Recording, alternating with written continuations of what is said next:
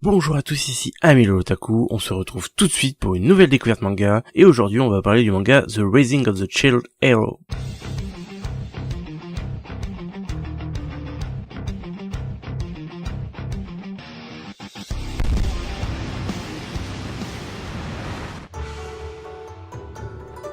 C'est un manga de type seinen et de genre action aventure fantasy. L'auteur est Aya Q et le réalisateur est Takao Abo. Le manga a commencé en 2014 et contient actuellement 13 tomes. Le 14e sortira en août 2019. L'anime a commencé début 2019, il est toujours en cours, on attend la sortie du 11e épisode qui devrait sortir aujourd'hui. C'est un monde où pendant certaines périodes, des vagues de monstres apparaissent. Pour contrer ces monstres, ils peuvent invoquer 4 héros. Les héros ainsi invoqués apparaissent tous avec une arme légendaire qu'ils ne pourront se défaire et devront combattre avec. Ce sont toujours les mêmes armes qui sont invoquées, la lance, l'épée, l'arc et le bouclier. Naofumi Iwatani, personnage principal de l'histoire, il est un des 4 héros, il est le héros du bouclier, la seule arme défensive des 4. Les 3 autres héros sont Motoyasu Katamura, le héros à la lance, Ren Amaki, le héros à l'épée, et Itsuki Kawasumi, le héros à l'arc. Min Sufia, la seule personne qui veut rejoindre le groupe du bouclier, on apprendra vite qu'elle est capricieuse et manipulatrice.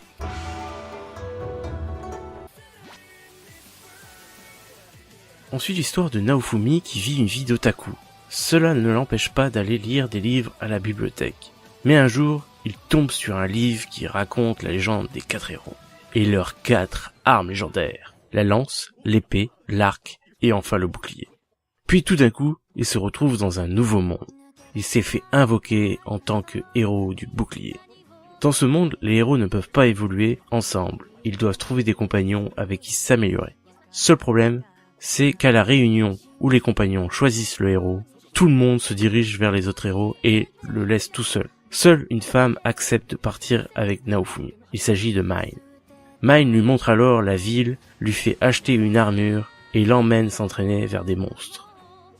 Ils finissent par se poser à l'auberge, mais le lendemain, en se réveillant, il ne retrouve plus ses affaires et se fait emmener au château par les soldats. Il se fait carrément accuser de viol sur Mine. Il ne met pas longtemps à comprendre qu'il s'est fait manipuler. Comment va se terminer cette histoire? Comment va-t-il réussir à s'en sortir avec tout le monde contre lui? Et même sans compagnon du coup, alors qu'il est le seul à avoir une arme défensive. Vous le saurez en regardant ce manga.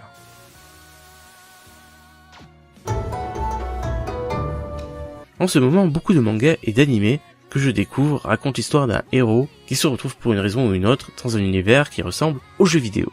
Mais certains y arrivent mieux que d'autres. Je trouve cet animé très bien, il nous laisse se plonger dans cette histoire assez sympathique. Le seul défaut, c'est le fait que c'est censé être un vrai monde et qu'il nous montre des barres d'XP, etc. Certes, il précise que ça vient des pouvoirs de nos héros, mais sur ce point, je trouve que le manga Tensei Chitara Slime d'Ataken est plus original. Que je vous conseille, j'en ai fait une découverte que je vous mettrai dans la description. Sinon, ce manga est très bien. L'histoire est quand même assez sympathique et on passe un très bon moment. Surtout qu'ils ont eu une bonne idée, c'est que le premier épisode dure 43 minutes, ce qui est énorme pour un épisode d'animé, mais du coup ça laisse en un épisode l'histoire se construire et nous montrer dans la direction que l'animé va prendre. Du coup, c'est une très bonne découverte de mon côté.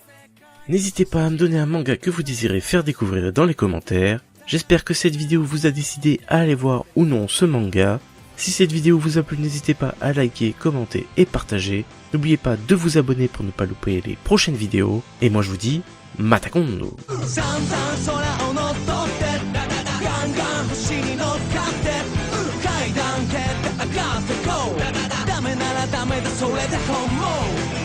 My best, soul and my nest 間違ったり時に勝ったりまたしみじみつな生き生きキビキビいけみせろ意地